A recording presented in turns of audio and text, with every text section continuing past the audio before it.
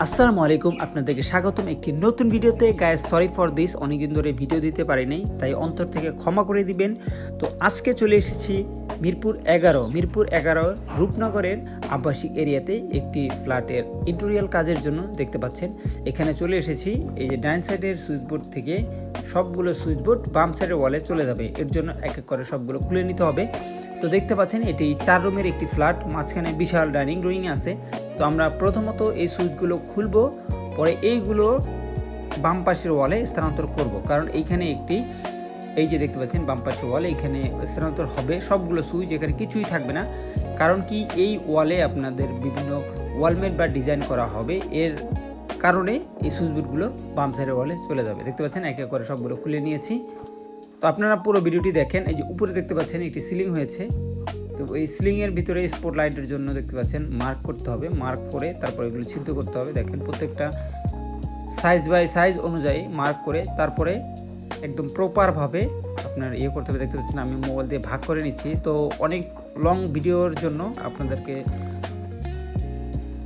বসে না থেকে আমি গ্যাস ভিডিওগুলো টেনে দিয়েছি। সরি এত কাপাকাপির জন্য, কারণ মোবাইল যে ধরেছে সে অ্যাকচুয়ালি প্রফেশনাল না, আনপ্রফেশনাল, তাকে দিয়ে আমরা কাজটা চালাই নিছি আর কি, আপনাদেরকে দেখানোর উদ্দেশ্যে। দেখতে পাচ্ছেন আমি একটা স্কেলে বা এটা অ্যাঙ্গেল বলে, এই অ্যাঙ্গেল দিয়ে মার্ক করে নিছি যাতে সহজে জিনিসটা সোজা এবং তাড়াতাড়ি করা যায়। ইজি টেপ দিয়ে মাপলে গ্যাস অনেক সময় লাগবে এর জন্য, আর এটা দিয়ে দাগ দিতেও সুবিধা, মাপতেও সুবিধা, দাগ দিতেও সুবিধার জন্য শর্টকাটে আমি জিনিসটা করে নিয়েছি। আপনারা অ্যাকচুয়ালি এইভাবে করে নিতে পারেন, তাহলে শর্টকাটে সেন্টার করে নিতে পারবেন। তো ভিডিও এনজয় করেন। অ্যান্ড প্রত্যেকটা জিনিস দেখতে পাচ্ছেন উপর দিয়ে আমি আগে কেবল দিয়ে দিছি।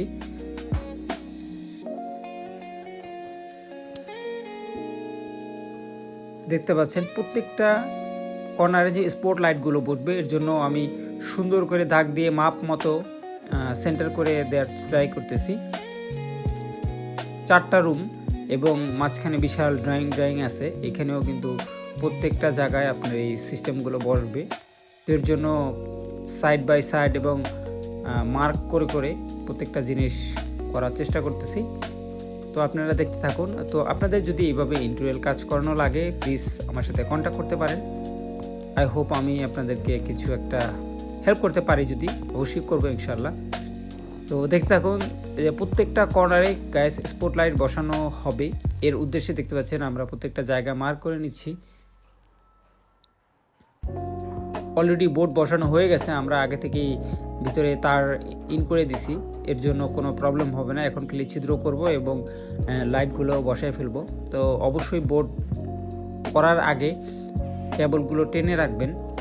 আর যদি প্রথম থেকে একটা আমার পরামর্শ থাকবে আপনাদের কাছে, যদি আপনারা ইন্টেরিয়র কাজ করতে চান, বা ধরেন আপনি একটা ফ্ল্যাট নিয়েছেন, ইন্টেরিয়র কাজ করব, তো আপনি প্রথমত যখন ফ্ল্যাটটা তৈরি হওয়ার আগেই যখন তার টানবে, তখনই বলে রাখবেন যে ভাই আমার ইন্টেরিয়র কাজ হবে, আমার জন্য একটু বেশি করে তার রাখবেন।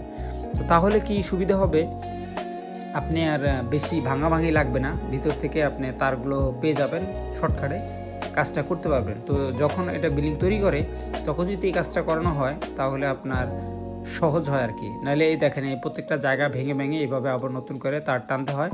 কোনো সমস্যা নেই গায়েস, আপনি পুরান বাসা হোক নতুন বাসা হোক, যে কোনো প্রবলেম বা যে কোনো সমস্যা হলে বা কোনো কাজ যদি দরকার হয়, প্লিজ আমার সাথে কন্ট্যাক্ট করতে পারেন। আই হোপ আমি আপনাদেরকে বেস্ট কিছু দিতে পারবো। তো enjoy the video and video দেখেন। এটা হলো মিরপুর 7 শান্তিনগর রূপনগর আবাসিক এরিয়ার 5 নম্বর গেটের মধ্যেই এই বাসাটা। তো দেখতে পাচ্ছেন, আবারও সরি যে আমাদের ক্যামেরাম্যান কিন্তু ঠিকঠাক মতো ভিডিওটা করতে পারেনি, কারণ উনি ডানে বামে উঁচু নিচু করে ধরছে। তো এখানে আমরা সিলিংয়ে 2টি ঝাড়বাতি এবং একটি ফ্যানের লাইন টানতেছি, দেখতে পাচ্ছেন।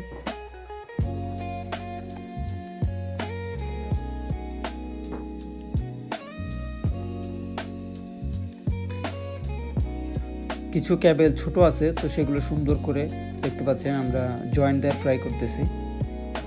তো ভিতর থেকে আগে যেটা টানা আছে ওইটা তো আর সম্ভব না বের করা, তো ওইটা সুন্দরভাবে আমরা টেনে এবং একদম টাইট করে জয়েন্ট দেওয়ার পরে জিনিসটা আবার প্রপারভাবে নিচে দেখতে পাচ্ছেন।